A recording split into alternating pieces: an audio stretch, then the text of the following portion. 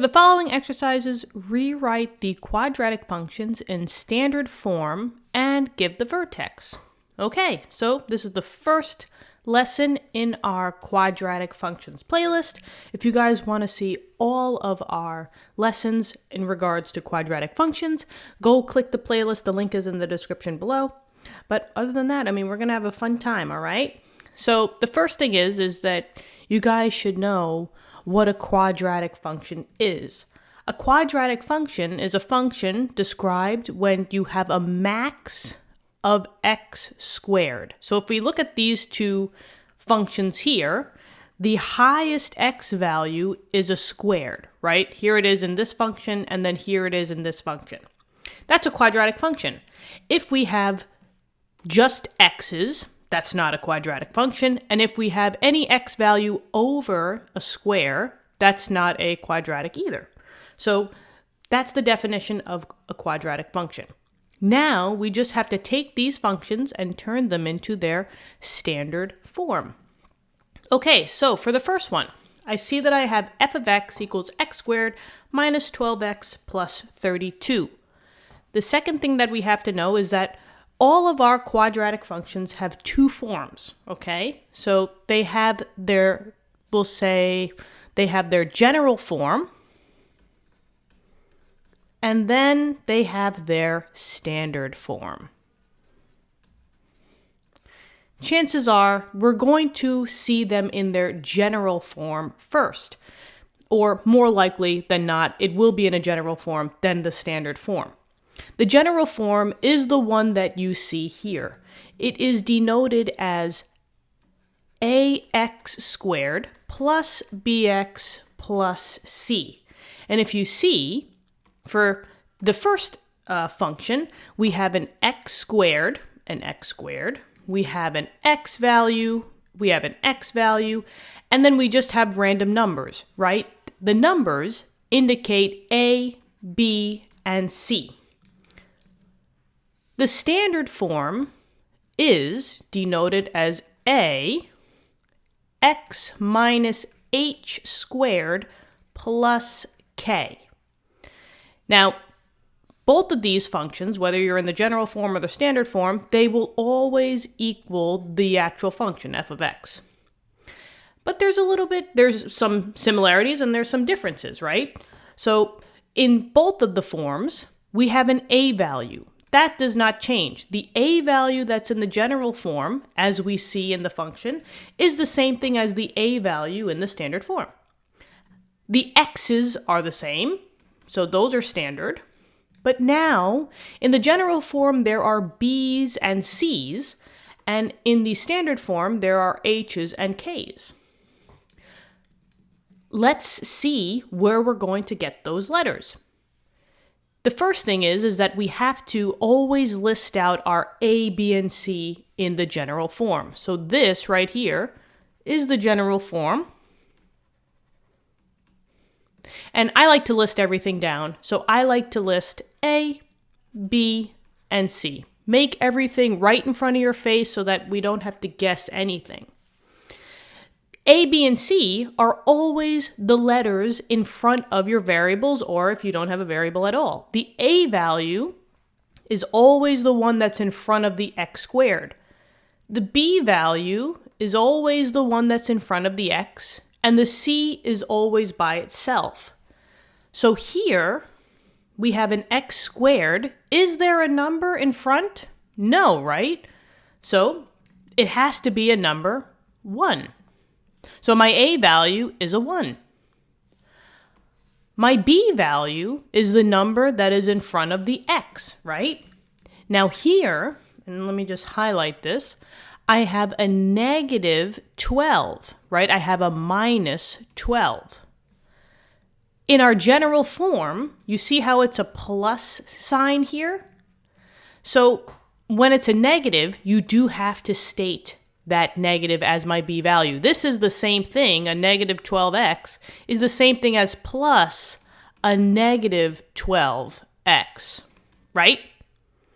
And that's how we get that negative 12. So my b value would be a negative 12, not just a 12. So just be careful of your signs. And then the C value is always the value by itself. Here it's a plus 32, so it's just a 32. Okay, that's basically the hardest part, right?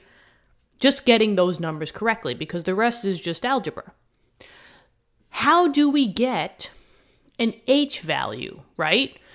We know already that our standard form, so let's just write this down. The standard form is going to be f of x equals a x minus h squared plus k. And maybe if I can just grab this whole thing. Okay, just pull it in. So we already know we have an a value of 1. So I can erase the a, and if I want, I can put a 1. However, 1 times this is going to be the same thing. But I'll just put the a, I'll just put the 1 in there just to show you guys. But you don't need the a at all. The next thing is, how do I get that h and how do I get that k?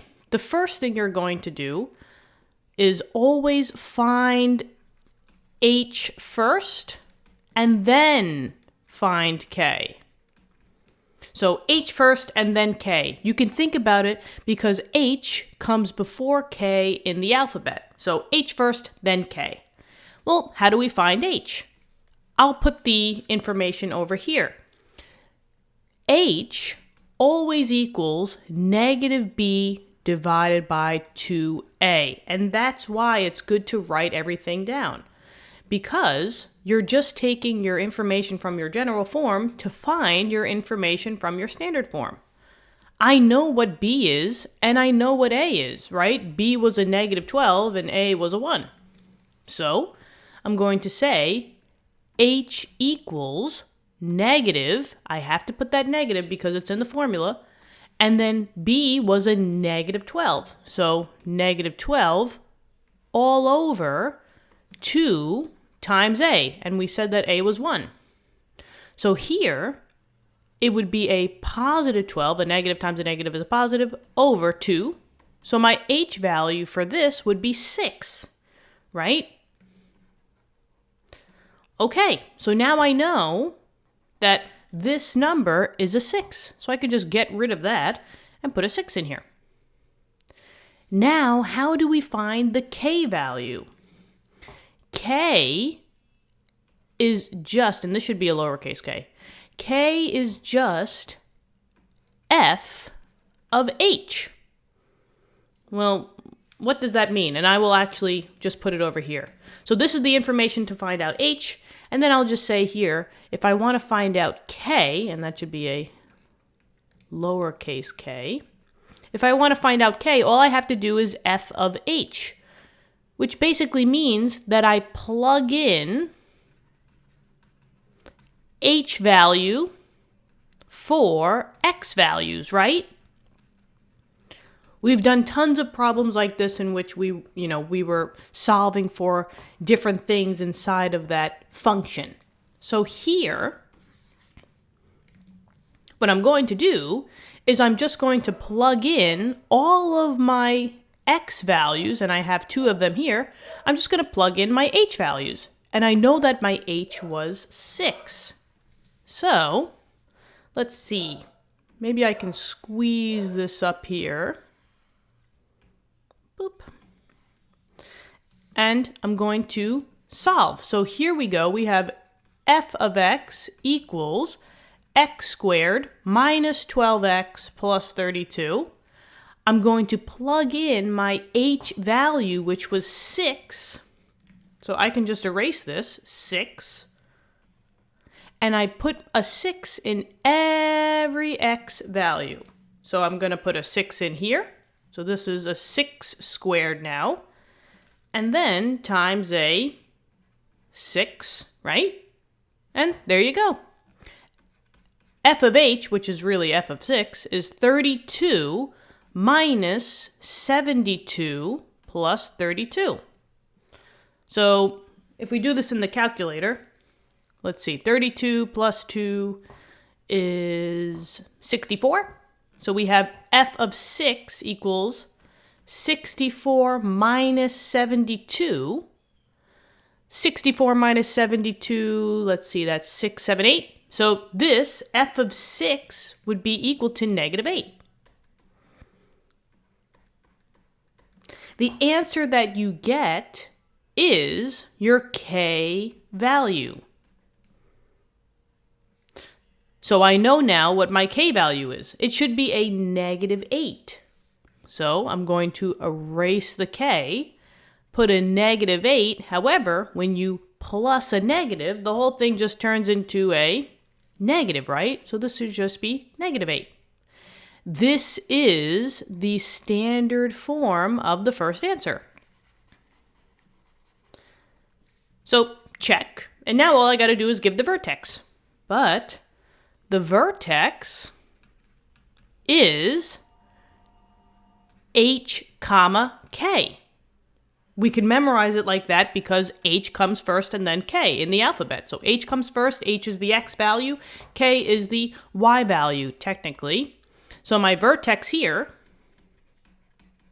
is h comma k, which would be 6 because my h value was 6, comma, negative 8 because that was my k value. And that is my second answer to the piece of the puzzle.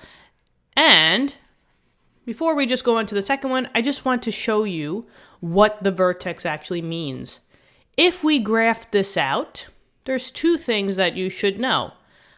A quadratic is always going to be either a smiley face or a frowny face, okay? So you can't get any more complex than that. Quadratics either smile or they frown across the graph.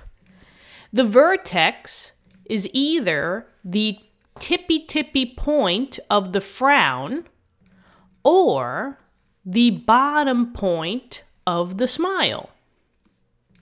So here, if I graphed out my vertex 6 comma negative 8, I would have to go over 6, 1, 2, 3, 4, 5, 6, and then down 8, right? 1, 2, 3, 4, 5, yada, yada, yada. Let's just say that it's roughly around here, right? That means that it's either going to be the lowest of a smile or the biggest of a frown. If your a value is a positive, it's a smile, right? If a is positive, it's a smile, it's happy. But if your a value is negative, it's sad, so it's a frown. So in this case, my a is a positive number, so I'm smiling all the way through that vertex. That's basically what the vertex is. So you can gather two pieces of information from this. I know that it's a smiley and that the vertex is this. And that's all that this basically means. Wahoo!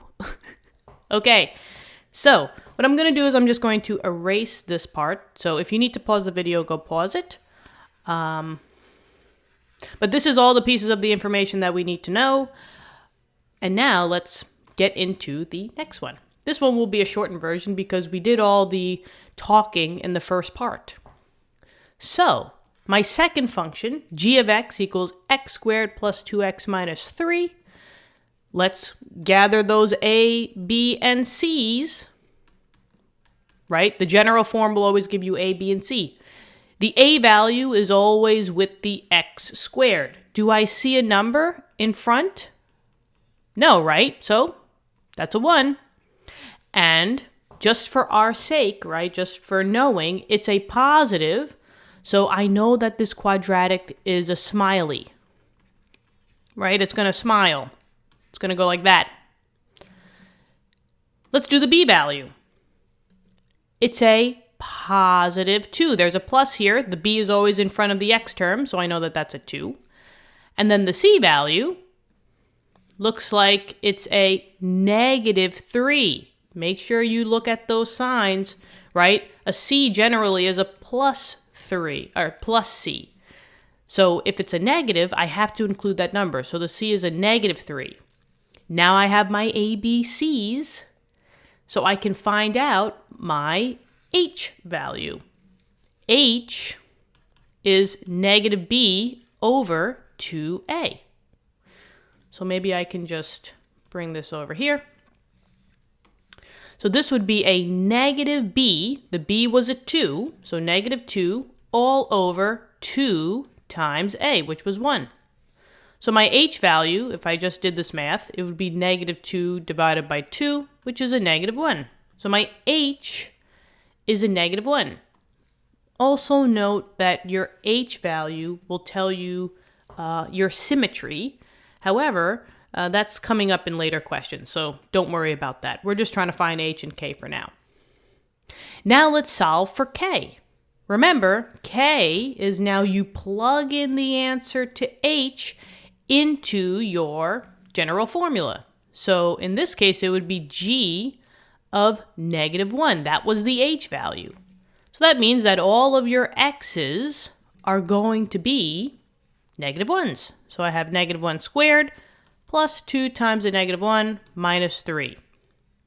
And maybe I should have done that down here. So I just wanted to show you, that we plug in all of the x values here. So I'm just going to do it down here. I'm going to say g of negative 1 is negative 1 squared plus 2 times a negative 1 minus 3. And now let's do the math. Negative 1 squared, negative 1 times negative 1 is actually 1. 2 times a negative 1 is a negative 2 minus 3. Ooh, 1, 2, 3. How beautiful is that? And remember, this all equals k, right? So 1 minus 2 is a negative 1. Negative 1 minus 3. So I'll just put that here. Negative 1 minus 3 is a negative 4. And that is your k value. So I got an h of negative 1. I got a k of negative 4. I know what the vertex is. The vertex is h comma k, right? H comes first in the alphabet, so it would be negative 1 comma negative 4. So that's going to be, if this is a smiley graph, the lowest of the low. Now all I have to do is just write that standard form. So maybe I'll write it over here. G of x equals the standard form, and maybe I'll just write it a x minus h squared plus k. We're now just plotting in all the numbers. So my a was a 1, so I'm just going to get rid of that, and I'm just going to plug in a 1 here. My h was a negative 1, so if I plug this in, I have a negative 1. However, what is x minus a negative 1? Keeps change. So this is really a positive 1. And then k was a negative 4. I'm going to plug in a negative 4. However, what's a plus negative 4? This is just a minus 4. But, and there you go. So those are your two answers. That's the standard form. And then the vertex we found down below. Guys, what do you think? Let me know in the description if this helped you at all. If it did, hit the like button, subscribe to the channel if you want to see more math videos. We got tons more subjects as well. Right now we have physics and chem. So go check those out. But anyway, this was fun. Great start to the Quadratic Functions playlist. Remember, just be on that playlist if you want to just run through all the problems with me. And I will see you guys all in the next lesson. Have an awesome day. Keep studying hard. Let's go.